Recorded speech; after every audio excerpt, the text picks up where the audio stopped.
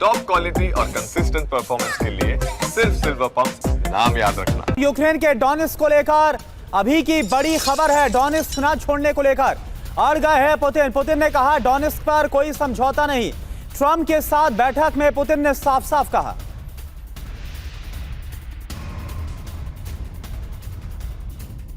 तो डोनेट्स्क पर पुतिन अड़े हुए हैं, लेकिन क्यों, क्या खबर है? डोनेट्स्क पर पुतिन की रणनीति का पर्दाफाश करने की कोशिश करते हैं और डोनेट्स्क पर किसी तरह का समझौता नहीं होगा, ये पुतिन क्लियर कर चुके हैं। उनका माइंडसेट क्या है? रूस डोनेट्स्क से अपना कब्जा नहीं हटाएगा, किसी कीमत पर पूर्वी यूक्रेन नहीं छोड़ेगा रूस। अलास्का बैठक में पुतिन ने ट्रंप को प्लान बता दिया है और उन्होंने पहले ही कह दिया है कि उन्हें क्या चाहिए। आपको सोर्स बता रहे हैं, फाइनेंशियल टाइम्स से पूरी जानकारी निकल कर आई है। पुतिन का प्लान है कि डोनेट्स्क के जो रीजन है वो उसको चाहिए और पूरी तरह से रूस के पास ही रहना चाहिए। डोनेट्स्क के बदले यूक्रेन को दूसरे इलाके भी मिलेंगे, ये भी साफ पुतिन कह चुके हैं। अब देखिए, रूस के कब्जे वाले दूसरे इलाके मिलना मुमकिन है, ये फाइनेंशियल टाइम्स की तरफ से बताया गया। बड़ी बात क्या है, डोनेट्स्क के लगभग सभी हिस्सों पर रूस का कब्जा है।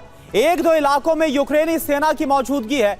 जहां यूक्रेनी सेना है वहां के हालात बहुत ज्यादा कमजोर हैं। बिल्कुल। और संजय भटनागर सर, क्योंकि डोनेट्स्क की बार बार बात हो रही है, इस पूरे रीजन को पुतिन बार बार बोल चुके होने चाहिए और ये पहली बार नहीं है जब उन्होंने ये मुद्दा उठाया हो, इससे पहले भी वो क्लियर कर चुके हैं।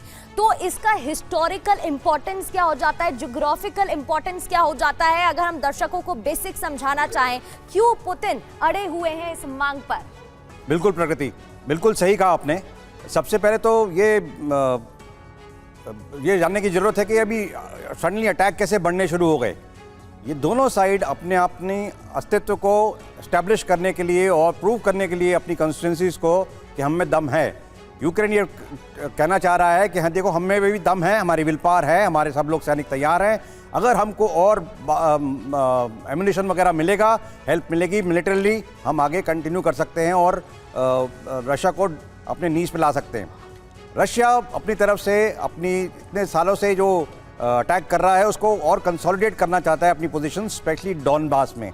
आपने बोला डॉनबास की क्या इंपॉर्टेंस है। डॉनबास एक बहुत इंपॉर्टेंट एरिया है क्योंकि इसकी पॉलिटिकल इंपॉर्टेंस के अलावा इसमें जोग्राफिकल इंपॉर्टेंस है, इसकी हिस्टोरिकल इंपॉर्टेंस है और मेन चीज़ डॉनबास में है एरिया में। अभी तक 2014 में भी रशिया ने बहुत ट्राई किया था उसको ऑक्यूपाई करने के लिए, काफी हद तक ऑक्यूपाई किया। इस बार उन्होंने काफी प्रोग्रेस मिली है। बिल्कुल। डॉनबास का सिर्फ 30% एरिया जो है उसका रह गया है। बिल्कुल सर। और भटनागर सर, हम देख रहे हैं एक बार फिर से उसी डॉनबास इलाके पर जो पुतिन है वो अड़े हुए